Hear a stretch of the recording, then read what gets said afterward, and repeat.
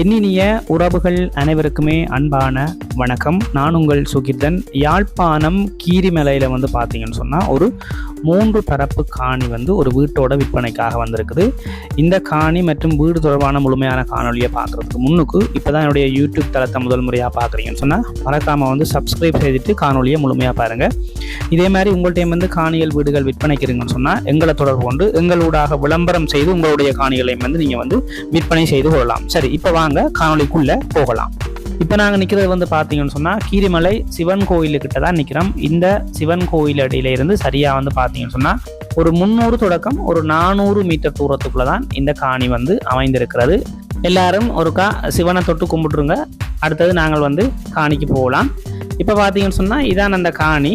பார்த்தீங்கன்னா தெரியும், அந்த பிரதான அந்த நகுலேஸ்வர வீதியில இருந்து சரியா 2வது காணியாக இந்த காணி அமைந்திருக்கிறது. பார்த்தீங்கன்னா உங்களுக்கு தெரியும், நகுலேஸ்வர வீதி கீரிமலை பிரதேசத்தில் தான் இந்த காணி அமைஞ்சிருக்குது. இப்போ நாங்கள் காணிக்குள்ளே போய் காணியினுடைய அமைப்பு பார்க்கலாம். முன்னுக்கு ஒரு டபுள் கேட் சிவப்பு கலரில் போட்டிருக்குது.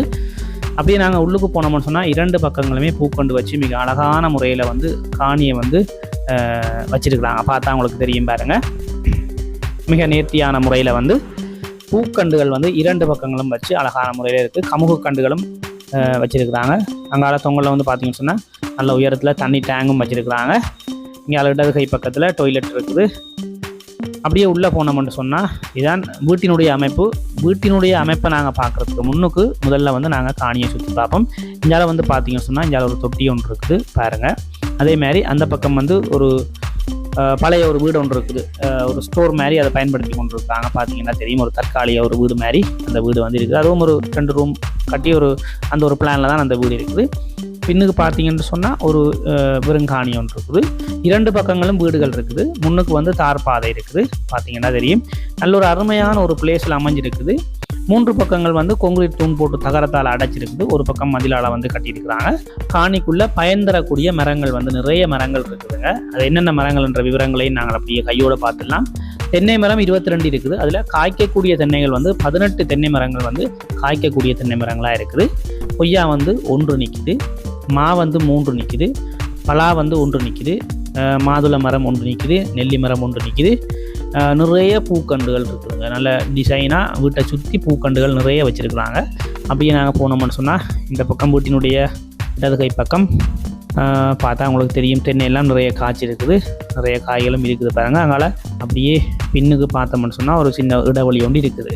நல்ல இடைவெளி ஒன்று இருக்குது. ஒரு 6-7 அடி அகலத்தில் ஒரு இடைவெளி ஒன்று இருக்குது பின்னுக்கு. சரி, இப்போ நாங்கள் காணியினுடைய அமைப்பு பார்த்துட்டோம். அடுத்த கட்டம் நாங்கள் அப்படியே போய் வீட்டினுடைய அமைப்பு பார்க்கலாம். 3 ரூம் இருக்குது, ஹோல் இருக்குது, டபுள் கிச்சன் இருக்குதுங்க. மற்ற பார்த்தீங்கன்னு சொன்னால் அவுட் ஹோல் ஒன்று இருக்குது. குழாய் கிணறு 2 குழாய் கிணறு இருக்குதுங்க. வெளி டாய்லெட் ஒன்று இருக்குது. வீட்டை பொறுத்த வரைக்கும் பார்த்தீங்கன்னு சொன்னால் இது அவுட் ஹோல். மேலே சீட் போட்டிருக்குது. நல்ல பெரிய ஒரு அவுட் ஹோலாக இருக்குது பாருங்கள். அப்படியே நாங்கள் உள்ளுக்கு போனோம்னு சொன்னால் இதான் வீட்டினுடைய ஒரு பிரதான ஹோல். ஒரு அளவான ஒரு ஹோல்லாம் பார்த்தீங்கன்னா உங்களுக்கு தெரியும். மேலே சீலிங் எல்லாம் அடித்து ஃபேன் எல்லாம் போட்டிருக்குறாங்க. 3 ரூம் இருக்குது. இது சாமியரை, இதுக்கு பக்கத்தில் இன்னொரு அறை ஒன்று இருக்குது. இது ஒன்று.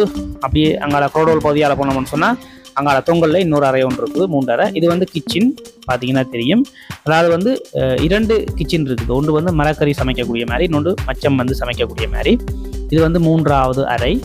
அப்போ மொத்தம் 3 அறை இருக்குதுங்க. அப்படியே இந்தியாவில் பார்த்தீங்கன்னு சொன்னால் இந்தியாவிலையும் ஒரு கிச்சன் இருக்குது.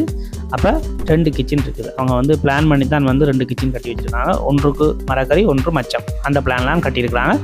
பார்த்தீங்கன்னா தெரியும், நல்ல ஒரு வசதியான இடத்துல, நல்ல ஒரு அருமையான இடத்துல அமைஞ்சிருக்குது. நகுலேஸ்வர வீதி கீரிமலை. அந்த கீரிமலை சிவன் கோயில் அடியிலேருந்து சரியாக ஒரு 300-400 மீட்டர் தூரத்தில் அமைஞ்சிருக்குது.